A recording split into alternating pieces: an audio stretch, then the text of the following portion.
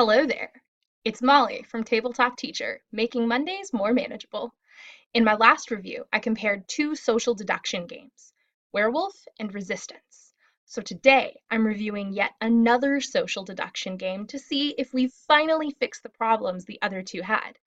This is One Night Ultimate Werewolf. As you might guess, One Night Ultimate Werewolf is a variation on Werewolf. But like Resistance, it uses neither a moderator nor player elimination. It does that through these character role tiles. To play, you take the requisite number of tiles and mix them up. You place 3 tiles in the center of the table and give the remaining tiles to each of the players. Each player looks at their role and places it face down on the table where it can be easily reached by all the other players. For nearly everyone, this will be the last time they see their role until the game ends. Then everyone closes their eyes and the night begins.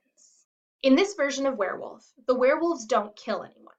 They only open their eyes to see who their allies are. As in the original game, there is also a seer who gets to look at another player's role tile. But One Night Ultimate Werewolf adds additional roles to the game, like the robber, who can swap their role for someone else's, the drunk, who doesn't know his role, and the minion, who works alongside the werewolves. To ensure that you don't need a moderator, one player with eyes still closed announces when each role takes their turn. Or they can use a free app that goes with the game. The app not only reads the script for you, but it also produces background music to cover up the sounds of rustling fabric or sliding tiles. When the night is over, all the players open their eyes and try to decide who the werewolf is. They spend a few minutes in discussion and then vote to kill someone. If the villagers kill one werewolf, even if there are 2, they win. If they kill another villager, the werewolves win. So, how does this stack up against traditional werewolf and Resistance? Now, I'll be honest with you. When I purchased this game, I didn't expect much from it. I got it on a whim because I was looking for a good social deduction game and I had vaguely recalled someone else saying they preferred it over Resistance, so I decided to give it a shot. The first time I played it with my class, and after 2 or 3 rounds they were begging me to stay after class to keep playing. I love this game. My students love this game. This game is so good that one of my students used it as an inspiration when developing his own tabletop game. So what makes One Night so much better than Werewolf and Resistance? Well, unlike Werewolf, One Night has no need for a moderator or player elimination, which means that everyone is engaged all the time, even the teacher, though I still find it useful to moderate the game sometimes, especially when first teaching it. That way I can help anyone who gets confused about their role. Unlike Resistance, the only pieces you need are the role cards, which make for simpler directions and gameplay, allowing students to get right to the accusations. And playing One Night, I feel like I have more information available than I do in Resistance. I think this is due to the increased number of roles.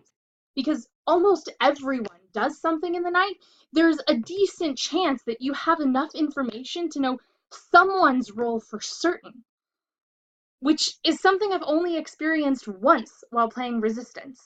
And because everyone has some piece of information, everyone has something to contribute to the conversation, which makes it less likely to be 2 people yelling that the other is the werewolf and everyone else just picking at random between them.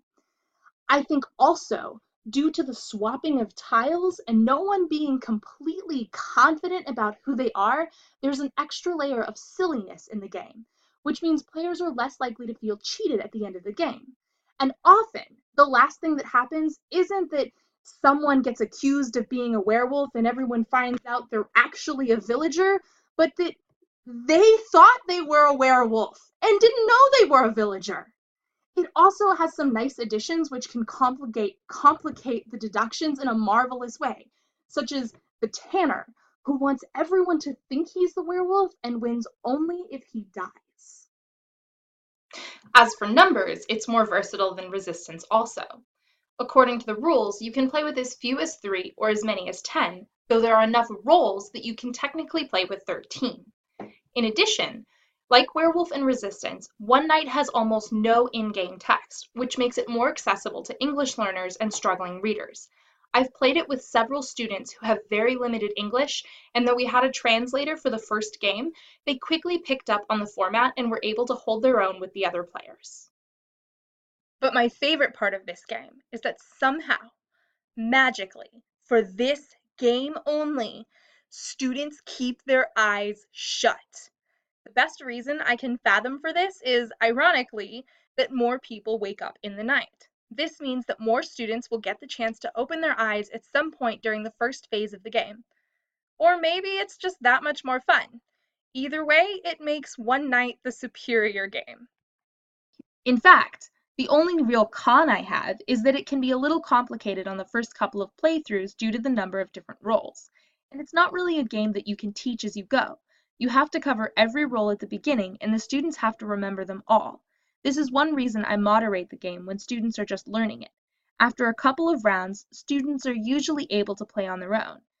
And in one class, one of my students decided he wanted to play the role of moderator instead, which also meant he got to make sure no one was cheating. If you're looking for a social deduction game for your class, I highly recommend One Night Ultimate Werewolf. If you do purchase it, however, be sure to shop around. Like I said, I bought this game on a whim and paid more than $20 for it. I later found out I could have gotten it online for half that price. Have you ever played One Night Ultimate Werewolf in class?